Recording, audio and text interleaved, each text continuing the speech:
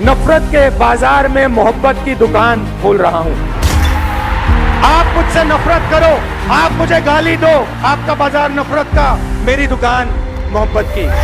नफरत के बाजार में मोहब्बत की दुकान खोल रहा हूं। ये भाषण सोशल मीडिया पर खूब वायरल हो रहा है और आप शायद समझ गए होंगे कि मैं किसकी बात कर रही हूं। जी हां, मैं बात कर रही हूं राहुल गांधी जी की, जिन्होंने अपनी भारत जोड़ो यात्रा के दौरान एक रैली में, एक भाषण में ये वाक्य बोला था कि नफरत के बाजार में मोहब्बत की दुकान खोल रहा हूं। क्या राहुल गांधी इस नफरत रूपी भारत में अपनी मोहब्बत की दुकान खोल पाएंगे? इस नफरत रूपी भारत के बाजार में अपनी मोहब्बत की दुकान को सजा पाएंगे? क्योंकि केंद्र सरकार ने और बीजेपी के जो सरकार है, उन्होंने सीधा सीधा मोदी ने राहुल गांधी को ये आदेश दिया है कि आप जो है आपको ये भारत जोड़ो यात्रा बंद करनी पड़ेगी। आखिर राहुल गांधी को इस तरह का आदेश मोदी सरकार ने क्यों दिया है? क्यों वो लोग राहुल गांधी की भारत जोड़ो यात्रा बंद करवाना चाहते हैं? अगर जानना चाहते हैं तो वीडियो को अंत तक जरूर देखें। नमस्कार, मैं मीना मोहन और आप देख रहे हैं न्यूज 22। आपने बिल्कुल सही सुना, राहुल गांधी को भारत जोड़ो यात्रा को बंद करने का आदेश आ चुका है, जो कि हम सोच ही रहे थे। क्योंकि जिस तरह से राहुल गांधी से लोग जुड़ रहे हैं, भारत जोड़ो यात्रा से लोग जुड़ रहे हैं, राहुल गांधी को जिस तरह से लोग सपोर्ट कर रहे हैं और भारत के लोग जो है बड़ी भारी संख्या में लोग जुड़ रहे हैं, इससे जो है ना शायद बीजेपी को डर लगने लगा है और राहुल गांधी को ये आदेश दे दिया है कि आप जो है ना भारत जोड़ो यात्रा को बंद करो।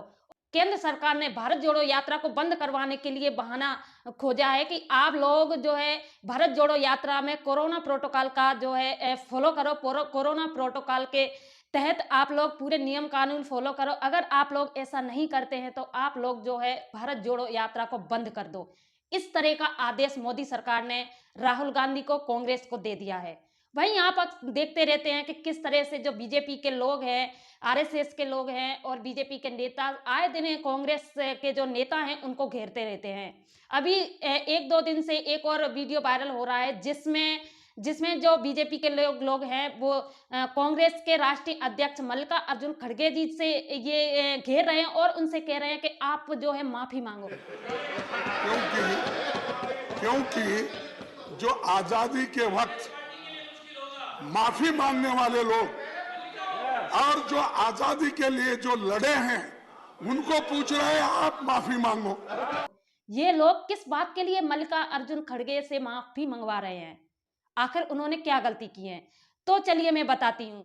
कुछ ही दिन पहले मल्लिकार्जुन खड़गे ने भारत जोड़ो यात्रा में भाषण दिया था कि जो आरएसएस के लोग हैं वो कहते रहते हैं कि हम भारत के हितैषी हैं, हम भारत के सच्चे सिपाही हैं।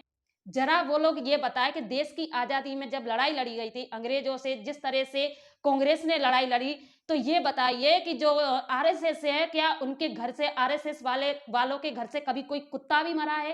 क्या उन्होंने आजादी की लड़ाई में अपना जो है सहयोग दिया? ये जो भाषण है वो मल्लिकार्जुन खड़गे ने दिया था, बस इसी पर बवाल मच गया।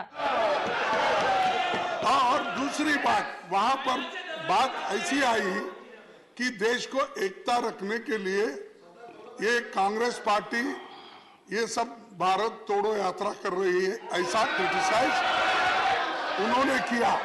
तब मैंने ये कहा भाई कांग्रेस पार्टी हमेशा देश को जोड़ने की बात करती है और इसके लिए एक मिनट सर, इसके लिए इंदिरा गांधी जी ने अपनी जान दी, राजीव गांधी जी ने अपना जान दिया। आप कौन लोग इस देश के एकता के लिए अपनी जान दिए? मैंने ये कहा। और ये जो भाषण है उसका इशारा था, मल्लिकार्जुन खड़गे का जो इशारा था वो आरएसएस की तरफ था, ना कि बीजेपी की तरफ। फिर बीजेपी के लोगों को मिर्च क्यों लगी? क्योंकि बीजेपी तो आजादी के टाइम गठित भी नहीं हुई थी, आरएसएस थी, लेकिन बीजेपी का गठन 1980 में हुआ था, तो उस पर तो कोई निशाना साधने वाली बात ही नहीं है। फिर बीजेपी के नेताओं को मिर्ची क्यों लगी? जब दूसरे दिन मल्लिकार्जुन खड़गे संसद में गए तो बीजेपी के लोगों ने उनको घेर लिया और कहने लगे कि माफी मांगो, आपने बीजेपी के नेताओं की बेइज्जती की है, आपने बीजेपी के नेताओं को कुत्ता कहा है।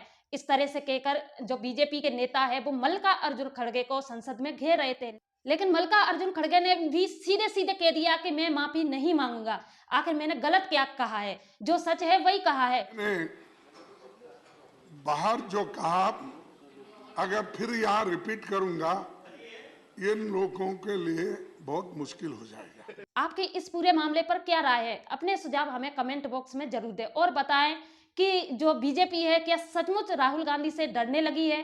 अपने सुझाव, अपनी प्रतिक्रिया हमें कमेंट बॉक्स में जरूर दें और इस वीडियो को ज्यादा से ज्यादा शेयर करें, चैनल को सब्सक्राइब करें। नमस्कार।